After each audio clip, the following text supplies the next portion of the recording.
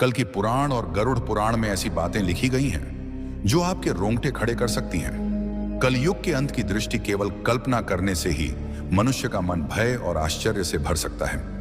यह युग इतना भयावह होगा कि यह आपके दिल को झकझोर कर रख देगा। लेकिन यह कोई काल्पनिक कहानी नहीं, बल्कि हकीकत है।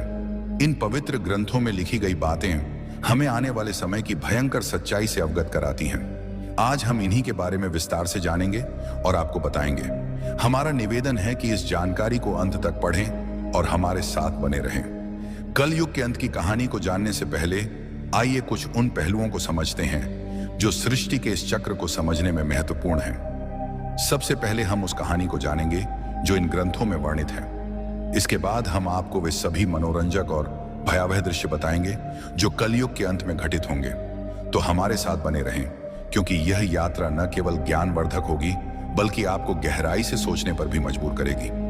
हिंदू शास्त्रों में कलयुग की आयु 4,32,000 वर्ष मानी गई है। यह विवरण भागवत पुराण, विष्णु पुराण, लिंग पुराण और गरुड़ पुराण वश में मिलता है। कलयुग की शुरुआत महाभारत युद्ध के बाद द्वापर युग के अंत में मानी जाती है। वर्तमान में लगभग 5,000 वर्ष बीत चुके हैं और अभी भी लगभग 4,27,000 वर्ष शेष हैं। इन ग्रंथों में कलयुग के लक्षण, मानव व्यवहार और इसके अंत के संकेतों का वर्णन किया गया है, जो हमें इस युग की चुनौतियों के प्रति सचेत करते हैं। महाभारत के युद्ध की समाप्ति के पश्चात जब धर्मराज युधिष्ठिर हस्तिनापुर के सिंहासन पर आसीन हुए, उनके मन में सृष्टि के भविष्य को लेकर अनेक प्रश्न और चिंताएं उत्पन्न हुई। द्वापर युग अब समाप्ति की ओर था और कलयुग के आगमन के संकेत स्पष्ट रूप से दिखाई देने लगे थे। युधिष्ठिर को यह भय सता रहा था कि आने वाले युग में मानव जीवन का स्वरूप क्या होगा, धर्म की स्थिति क्या रहेगी और सत्य का क्या हश्र होगा। इस चिंता का समाधान पाने के लिए उन्होंने अपने चारों भाइयों भीम, अर्जुन, नकुल और सहदेव के साथ भगवान श्री कृष्ण से परामर्श करने का निश्चय किया। युधिष्ठिर ने अपने भाइयों को बुलाया। अर्जुन, जो हमेशा युद्ध के लिए तत्पर रहते थे, ने चिंतित स्वर में पूछा, हे बड़े भ्राता, आप इतने व्याकुल क्यों हैं? क्या किसी शत्रु ने हस्तिनापुर पर आक्रमण करने का दुस्साहस किया है? यदि ऐसा है तो आप आज्ञा दीजिए, मैं अभी जाकर उसका नाश कर दूंगा। युधिष्ठिर ने गहरी सांस लेते हुए कहा, हे अर्जुन, मैं तुम्हारे पराक्रम से भली भांति परिचित हूं। इस पृथ्वी पर कोई भी शत्रु इतना साहसी नहीं कि हस्तिनापुर पर आक्रमण का विचार भी करे। मेरी चिंता किसी बाहरी शत्रु से नहीं बल्कि कलयुग के आगमन से है। मुझे यह भय सता रहा है कि आने वाले समय में मानव समाज किस दिशा में जाएगा, धर्म और सत्य की क्या स्थिति होगी। भीम, जो अपने बड़े भाई की हर चिंता में सहभागी होते थे, बोले, हे भैया, आपकी चिंता हमारे मन में भी भय और अनिश्चितता उत्पन्न कर रही है। कृपया हमें बताइए कि कौन सा संकट हमारे सामने है। युधिष्ठिर ने गंभीर स्वर में उत्तर दिया, हे भीम, तुम ठीक कहते हो, एक भयंकर संकट आने वाला है। मैं कल युग के प्रभावों के बारे में सोचकर चिंतित हूं। इसलिए मैंने निश्चय किया है कि हमें द्वारिकाधीश श्री कृष्ण के पास जाना चाहिए। केवल वही हमें इस चिंता से मुक्ति दिला सकते हैं। सभी पांडवों ने युधिष्ठिर की बात से सहमति जताई। अर्जुन ने कहा, आप सत्य कह रहे हैं भैया, श्री कृष्ण ही इस समय सबसे ज्ञानी और भविष्य दृष्टा हैं। हमें उनके पास जाना चाहिए। भीम ने भी उत्साहपूर्वक कहा, हे धर्मराज, मैं आपके साथ हूं। हम सब द्वारिका चलकर श्री कृष्ण से परामर्श करेंगे। इस प्रकार सभी पांडव द्वारिका की ओर प्रस्थान करने लगे। द्वारिका की पवित्र नगरी में पहुंचकर पांडवों का भगवान श्री कृष्ण ने हार्दिक स्वागत किया। युधिष्ठिर ने उनके चरणों में प्रणाम करते हुए कहा, हे केशव, आपको बारंबार नमस्कार। आप तो अंतर्जनानी हैं। द्वापर युग अब समाप्त होने वाला है और कल युग के संकेत दिखाई दे रहे हैं। मैं यह जानना चाहता हूं कि कल युग में मानव का स्वभाव और आचरण कैसा होगा, वह किन कर्मों में लिप्त होगा और मोक्ष प्राप्ति के लिए उसे क्या करना होगा। श्री कृष्ण ने मुस्कुराते हुए कहा, हे धर्मराज, आपकी जिज्ञासा उचित है। कलयुग के प्रभावों को समझना अत्यंत महत्वपूर्ण है, किंतु इसका उत्तर मैं आपको सीधे नहीं दे सकता। इसके लिए आपको और आपके भाइयों को कुछ विशेष अनुभव प्राप्त करने होंगे। युधिष्ठिर ने उत्सुकता से पूछा, हे माधव, आप जिस प्रकार की परीक्षा की बात कर रहे हैं, उसके लिए हमें क्या करना होगा? श्री कृष्ण ने कहा, हे महाराज, आपको और आपके चारों भाइयों को अलग अलग दिशाओं में स्थित घने और रहस्यमय वनों में जाना होगा। वहां आपको कुछ विचित्र और अद्भुत दृश्य दिखाई देंगे। उन अनुभवों को मेरे पास लौटकर साझा करें, तब मैं आपको कलयुग के प्रभावों के बारे में विस्तार से बताऊंगा। युधिष्ठिर ने कहा, जैसी आपकी आज्ञा केशव। आप जिस स्थान की ओर संकेत करेंगे, हम वहां जाने को तैयार हैं। श्री कृष्ण ने कहा, आप और आपके भाई अलग अलग दिशाओं में जाइए। वहां भयंकर वन है। उनमें कोई असामान्य घटना दिखे तो उसे मेरे पास लौटकर बताइए। मैं आपको कलयुग का रहस्य समझाऊंगा। पांडवों के वन में अनुभव श्री कृष्ण की आज्ञा का पालन करते हुए पांडव अपने रथों से उतरे और पैदल ही वन की ओर चल पड़े। वन का वातावरण शांत किंतु रहस्यमय था। पांडव अलग अलग दिशाओं में गए ताकि अधिक से अधिक अनुभव प्राप्त कर सकें। युधिष्ठिर का अनुभव। युधिष्ठिर को एक घने वन में एक विचित्र दृश्य दिखा। उन्होंने एक विशालकाय हाथी देखा जिसके 2 सूंड थे। ये हाथी अपनी दोनों सूंडों से वन के पेड़ों को उखाड़ रहा था, मानो उसकी शक्ति अतुलनीय हो। युधिष्ठिर आश्चर्यचकित हो गए और सोचने लगे कि यह दृश्य क्या संकेत देता है। अर्जुन का अनुभव। अर्जुन एक शांत और सुंदर वन में पहुंचे जहां पक्षियों की मधुर चहचहाहट गूंज रही थी। वहां उन्होंने एक विशाल पक्षी देखा जिसके पंखों पर वेदों की रचाएं लिखी थीं, किंतु यह पक्षी मृत जीवों का मांस खा रहा था। अर्जुन ने सोचा, यह कैसा विरोधाभास है। एक ओर वेदों का ज्ञान, दूसरी ओर मांसाहार। भीम का अनुभव। भीम एक हरे भरे चारागाह में पहुंचे जहां गायों का झुंड चल रहा था। वहां उन्होंने देखा कि एक गाय ने बछड़े को जन्म दिया और उसे इतनी जोर से चाटने लगी कि बछड़ा लहूलुहान हो गया। भीम ने सोचा, यह कैसी ममता है जो अपने ही बच्चे को घायल कर रही है। सहदेव का अनुभव। सहदेव एक शांत जलाशय के पास पहुंचे जहां 7 कुएं थे। 6 कुओं में पानी भरा था, किंतु सबसे गहरा बीच वाला कुआं पूरी तरह सूखा था। सहदेव ने इस दृश्य को देखकर सोचा कि यह क्या संकेत देता है। नकुल का अनुभव। नकुल एक पर्वतीय क्षेत्र में पहुंचे जहां ऊंचे ऊंचे पर्वतों पर हरे भरे वृक्ष थे। उन्होंने देखा कि एक विशाल शिला पहाड़ से लुढ़क रही थी जो अपने रास्ते में बड़े बड़े वृक्षों को उखाड़ रही थी, किंतु एक छोटे से पौधे के पास पहुंचते ही वह शिला रुक गई। नकुल इस दृश्य से स्तब्ध रह गए। श्री कृष्ण द्वारा अनुभवों का अर्थ शाम होते ही पांडव वन से लौटे और श्री कृष्ण के पास अपने अनुभव साझा करने पहुंचे। युधिष्ठिर का अनुभव। युधिष्ठिर ने कहा, हे प्रभु, मैंने 1-2 सूंडों वाला हाथी देखा। श्री कृष्ण ने मुस्कुराते हुए कहा, हे धर्मराज, यह दृश्य दर्शाता है कि कलयुग में शासक दोनों ओर से शोषण करेंगे। वे प्रजा से सेवा और भक्ति मांगेंगे, किंतु अपने स्वार्थ के लिए उनका दोहन करेंगे। दिखावे में वे धर्मी होंगे, किंतु अंदर से स्वार्थी।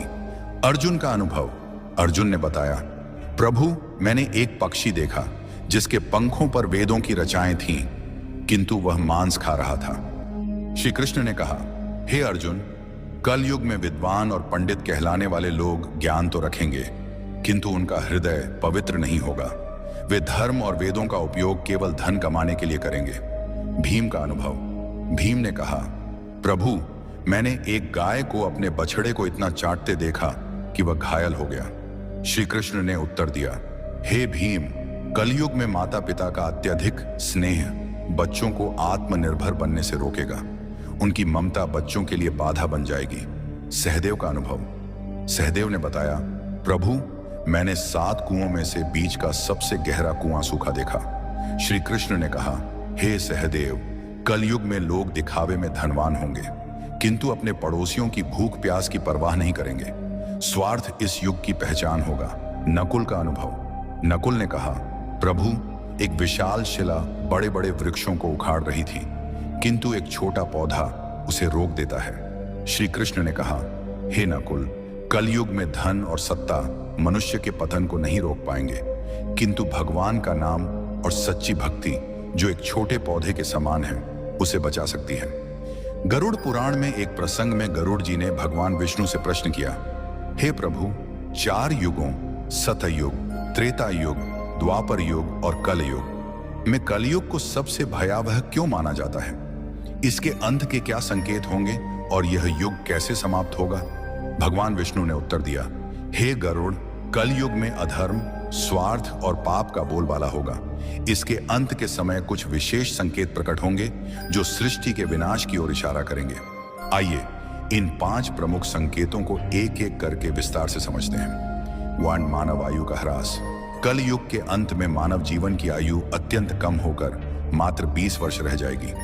लोग 12 वर्ष की आयु में ही वृद्धावस्था के लक्षण दिखाने लगेंगे।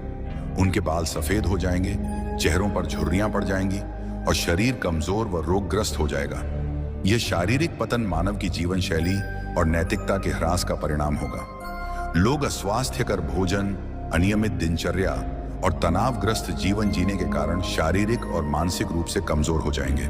स्त्रियां 8 से 9 वर्ष की अल्पायु में ही संतान को जन्म देने लगेंगी, लेकिन उनकी शारीरिक स्थिति इतनी कमजोर होगी कि वे बच्चों का पालन पोषण ठीक से नहीं कर पाएंगी। बच्चे कुपोषण और कमजोरी के शिकार होंगे, जिससे समाज में अस्वस्थ और कमजोर पीढ़ियां उत्पन्न होंगी। इस कारण पारिवारिक और सामाजिक संरचना पूरी तरह चरमरा जाएगी। लोग अपनी भौतिक आवश्यकताओं की पूर्ति में इतने व्यस्त रहेंगे कि परिवार और रिश्तों के प्रति उदासीन हो जाएंगे। यह संकेत कलयुग के उस दौर को दर्शाता है जहां मानव की शारीरिक और मानसिक शक्ति का पूर्ण ह्रास हो जाएगा।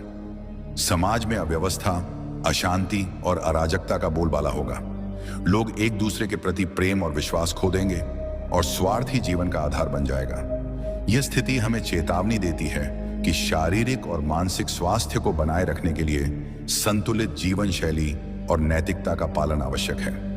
तो पतिव्रता स्त्रियों का लोभ। कलयुग के अंत में नैतिकता और धर्म का इतना ह्रास हो जाएगा कि पतिव्रता स्त्रियां लगभग लुप्त हो जाएंगी। एक स्त्री कई पुरुषों के साथ संबंध स्थापित करेगी, जो सामाजिक और नैतिक पतन का स्पष्ट संकेत होगा। लोग धार्मिक कार्यों जैसे पूजा पाठ, श्राद्ध, अंतिम संस्कार और विवाह जैसे संस्कारों को पूरी तरह त्याग देंगे।